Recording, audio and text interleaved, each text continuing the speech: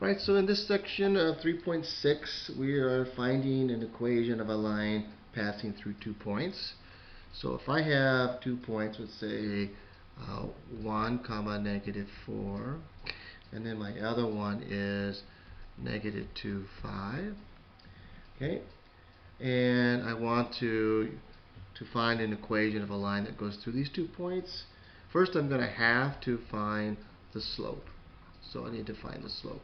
So I'm going to call this x1, y1, x2, y2, and then the slope is going to be 5 minus a negative 4, and then that's negative 2 minus a 1.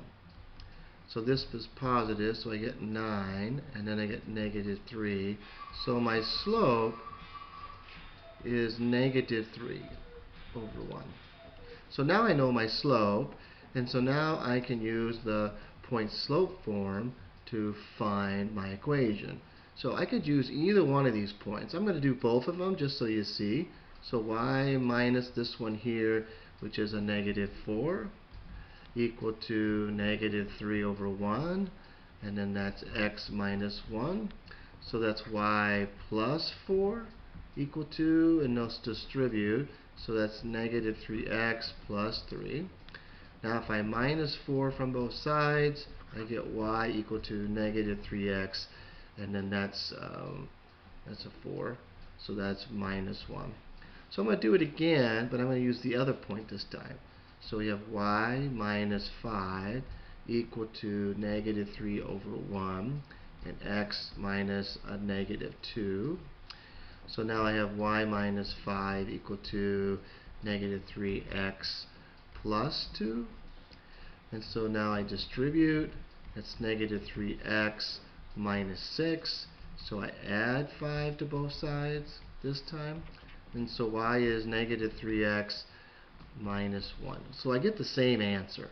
And so this is how you go about writing an equation once you find slope and you pick either one of these points, and then you can actually solve it. So that's kind of a neat way of doing it. Another setup is if you're finding an equation on just given information. Like let's say your x-intercept is negative 3 comma 0, and then they give you the y-intercept, which is 0, 2.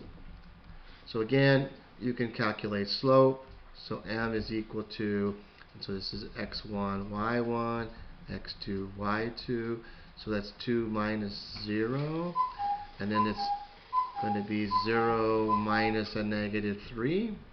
Right? So 2 minus 0, and then 0 minus a negative 3. So that's 2 over 3. And so now I can pick either one of these points. I'm going to pick this one because it doesn't have any negatives. So y minus 2 equal to 2/3 times x to 2 plus 0. Again, once I'm done, I can go ahead and solve that. And so y is equal to 2/3 x plus 2. Because I distribute first, which gives me 0, so that's why it's 2. So here's, again, just another idea about how that works. Let's say you want to do one last one, which is perpendicular to y. So perpendicular to y equal to negative 2/3 x, and then passing through the point of 2/3 comma 3. So again, we take the m2, which is going to be the reciprocal opposite sign, so that's going to be 3/2. Okay, and so now we have y minus 3 equal to 3/2 times x minus 2/3. And so again, we have this setup of y minus 3 equal to 3/2. That's distributing, so x, and then we distribute. That gives us minus the 2 and the 3's cancel, so that's 1. So we add 3 to both sides, and so now y is 3/2 x plus 2.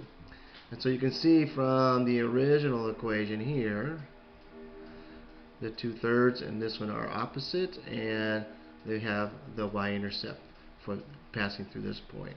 So this is my second equation. So if you were to graph these two, you would find that they are perpendicular. And these are the kinds of problems that we do in the homework and on the quizzes.